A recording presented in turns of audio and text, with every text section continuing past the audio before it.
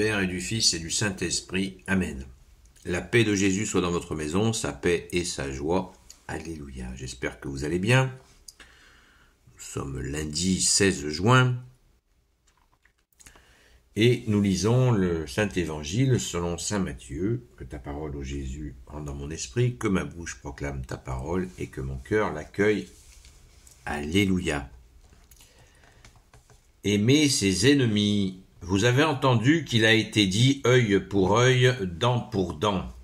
Mais moi je vous dis de ne pas résister aux méchants. Si on te frappe sur la joue droite, présente encore l'autre joue. Et si quelqu'un veut te réclamer ta tunique, donne-lui aussi ton manteau.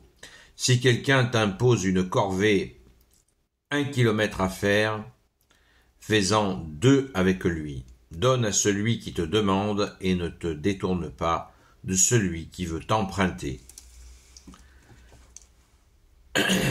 Merci Jésus pour ta parole. Eh bien, voilà une belle occasion de clarifier la question de tendre l'autre joue, puisque il nous est souvent dit, on nous fait passer pour des imbéciles, nous les catholiques, en disant vous tendez l'autre joue, donc voilà, tout le monde peut en profiter largement, vous êtes des neuneux, etc., etc. Je pense que tout le monde a déjà entendu ça largement, et c'est très répandu. Seulement, il y a un petit problème à ceux qui nous présentent ainsi, c'est qu'ils n'ont pas compris. Ils n'ont pas compris la parole de Jésus. Est-ce que Jésus peut nous dire d'un autre côté, laissez-vous faire comme des imbéciles, et en même temps nous dire dans une autre séquence d'évangile, le sel qui ne sale plus, vous êtes le sel de la terre, le sel qui ne sale plus, on le jette sur le bord de la route et les gens le piétinent. Voilà.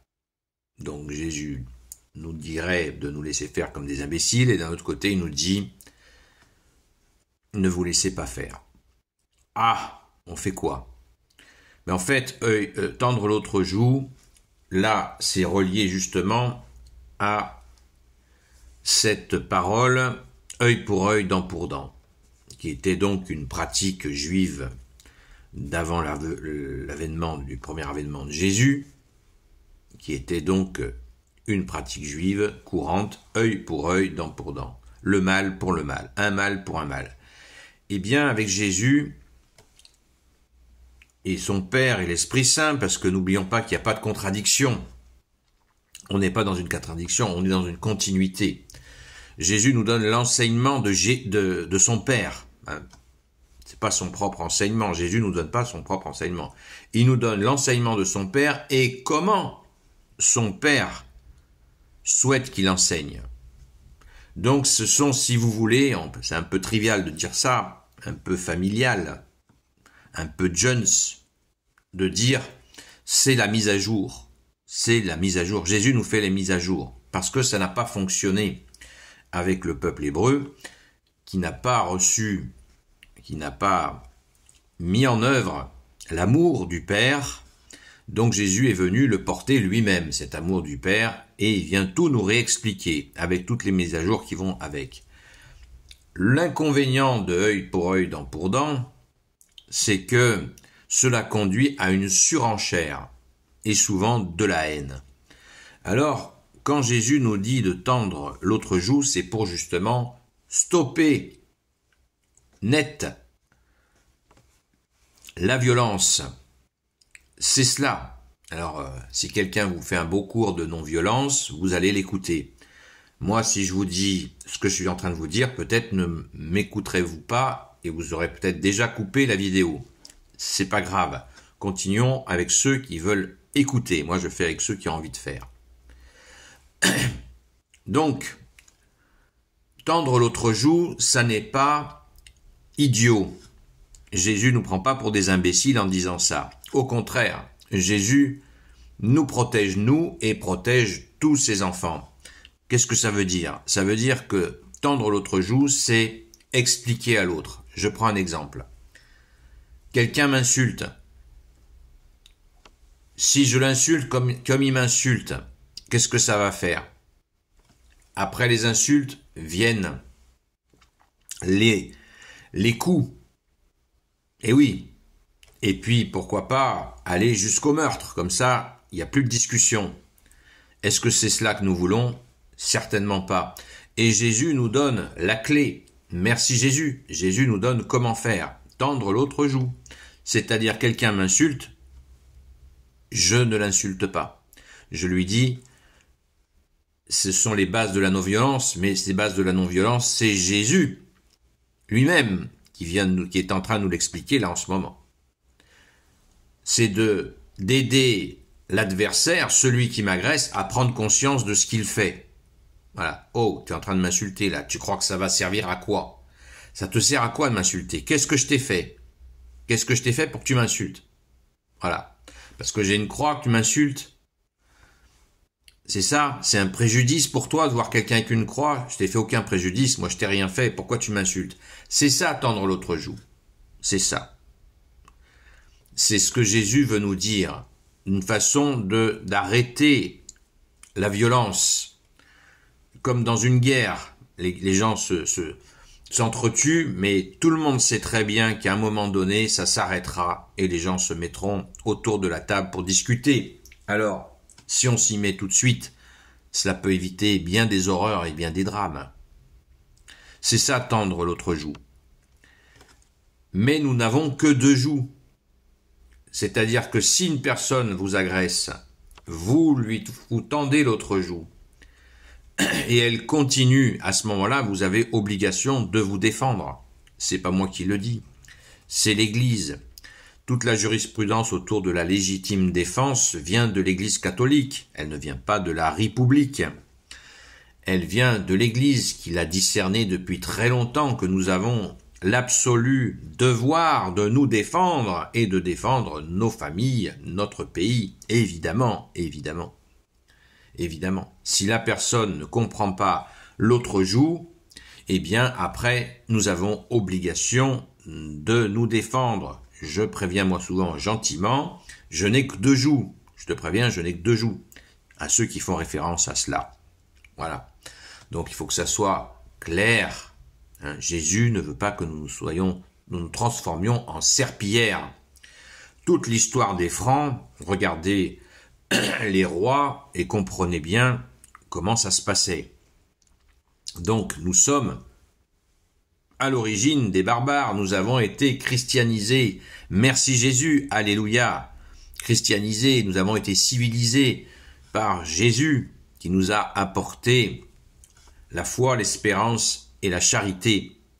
Mais bien sûr que nous avons obligation de nous défendre si nous sommes agressés après avoir bien expliqué comme il faut, dans la paix de Jésus, à l'agresseur que ça ne le mènera à rien du tout et qu'il risque de tout perdre à ce jeu-là. Parce que quand je vais me défendre, si j'ai respecté justement ce que Jésus nous demande, je vais avoir Jésus dans mon cœur et je vais devenir invincible.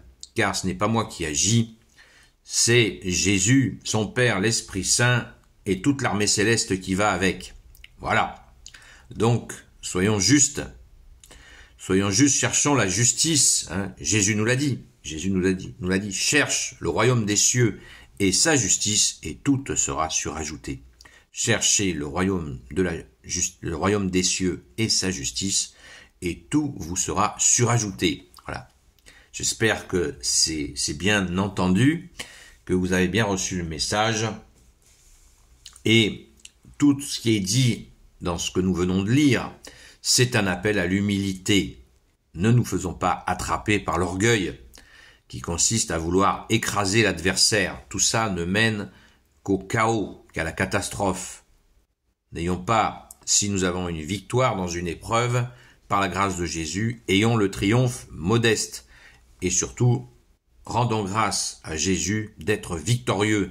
Nous cherchons la victoire de Jésus, pas notre petit orgueil. Ah, j'ai gagné. Non, j'ai rien gagné. Si, face à un adversaire, vos paroles ont bien été percutantes et ont permis que la situation eh bien, soit bonne, eh bien, surtout, n'en faisons pas un orgueil personnel, rendons grâce à Jésus qui est victorieux. Voilà. Ne cherchons pas notre gloriole, ne cherchons pas de vaine gloire. Nous cherchons, c'était la devise d'une partie de la chevalerie, nous voulons ta gloire, Jésus. Il me semble que c'est celle des Templiers. Donc, qui était le premier ordre militaire, enfin le plus important, qui avait cette maxime-là qui était exceptionnelle, dont il respectait tout le temps. Ça, je n'en suis pas juge, mais en tout cas, c'est une bonne intention que nous pouvons faire nôtre, de chercher la gloire de Jésus. On est si tranquille dans l'humilité à tes pieds, ô Jésus. Car tous tes ennemis, a dit le Père, je mettrai tous tes ennemis sous tes pieds. Donc voyez, soyons dans la confiance. Tous les ennemis de Jésus, le Christ de Jésus, seront mis sous ses pieds par le Père lui-même. Alléluia! Voyez, nous n'avons pas de raison de nous inquiéter.